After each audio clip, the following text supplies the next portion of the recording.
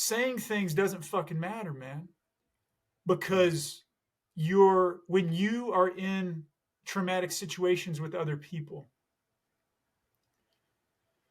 you are involved in their death. And I don't care how you try to fucking think your way out of this. If someone is in your lap and they're begging for their fucking lives and they're ripped in half, they're missing the back of their head, or their fucking heart organs are hanging out of their body and they're begging for their fucking lives, you are implicated in their death when they die in your arms. Like you're not going to talk your way fucking out of this shit. The only way out of that is to feel that and to own it, to fucking feel that. And here's something too I would love to share with everyone is like, yeah, surviving horrific circumstances. These things, they don't make us special. Like, I'm not special because I survived those things. I teach, I'm involved in a lot of organizations, and one of the things that I've found a lot of catharsis from is teaching Gold Star kids how to scuba dive. And sometimes, like, our pain, like the things that we experience in our lives, like the pain that we experience, like, you want to feel special for experiencing that, and that's your ego. Yeah. But those things, they don't make us special. Like, my experiences, they don't make me special. But what they do to me is they make me closer to my humanity. You know, these horrific things that we experience, they make us closer to our humanity. And I think that when those things happen, we owe it to the rest of humanity to attempt to articulate these things. Yeah. And I think that that's really important. I think that it is very important to share our humanity and to share our pain, to attempt to articulate the things that make us human. And all of these journeys, all of these fucking crazy stories that I could get into that I've experienced, like, the story has never mattered at all. Like, the story has never mattered, but the emotions do, like the feelings do. Like, you know, some of the things that I could suggest to someone if they've experienced horrific things, when you do share that story, don't tell me the things that happened. Tell me about how that made you feel. Because that's all that matters. The fact that you survived that, and to connect with the way that you feel with that, and to share that with other human beings is the value of those experiences, not what happened. I see it, man. I see it. I'm around a lot of this stuff, you know? Yeah. Yeah. I'm going to reflect that back on you then. Like, the experiences in Bulldog Bite, the grief and trauma that you experienced, how did that, you talked about letting things change you. How did that change you, like, on an emotional level? Yeah, it made me realize that,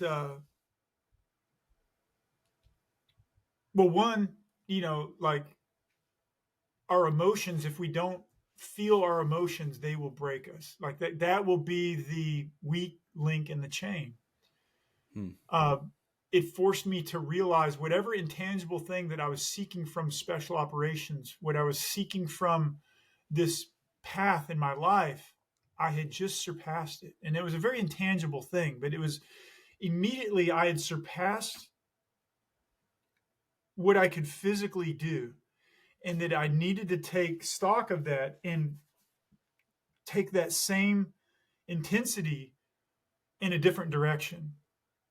Whether that was a creative endeavor, that was a lot of part of the book, of me writing the book, of me getting in, becoming an artist, and attempting to reflect my humanity and the experiences of things that I've become. Like, where am I now? How has this changed me? It forced change point, you know. I think that there's another Eastern metaphor, and it basically states that, like, when you have a green nut, like if you had a green walnut, you can't open it, you can't crack it. But if the nut is dried properly, the lightest touch opens the nut. And so Bulldog Bite, those experiences, it wasn't just a tap, it was like a fucking hammer hitting the nut, you know. It cracked it open. and made me realize that I needed to connect with my emotions and take stock of the overwhelming weight of the things that I've experienced. Like I had to feel those. I had to find a way to feel and connect with those experiences. Um, but I mean, on the messy side of that, it broke me. I mean, when you're dealing with subconscious trauma, it makes you suicidal because you don't think anyone understands you, and they might not. They might not understand you, but that's beside the point.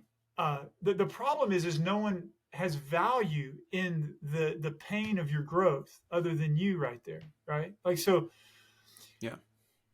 that's very it's very painful to set with emotions of men dying or your actions or inactions, knowing that you took life or that men died because you were inadequate. However you want to reason that, and it became a very subconscious jumble of pain because those men dying again subconsciously were my son Oz, who I had done CPR on at 4 months old. It's all the same person to me. Now Mm. my son Oz is dying on the battlefield in these horrific nightmares that I'm having, where I'm trying to save his life, but I can't. Knowing that I'm not enough and that injustice, and cruel, horrific circumstances are taking place because of me, because I'm not enough. Mm. And again, you can't, that's a very painful thing to attempt to walk through or to grow from. And a lot of people just numb themselves from these experiences. Uh, we mentioned earlier before we started recording, we were talking about, I've gotten very into psychedelic therapies, and I'm a very strong advocate of these things. And there's a term that we use when coaching people or helping people through very powerful psychedelic experiences, and it's like you have to feel it to heal it. And I think that the way that you become a full capacity human being, not just physically, but emotionally, spiritually, is you have to feel things at a very deep level. And you have to recognize that. You have to feel the things that are happening to you in your life. And I think that psychedelics done in the proper capacity allow that feeling to take place,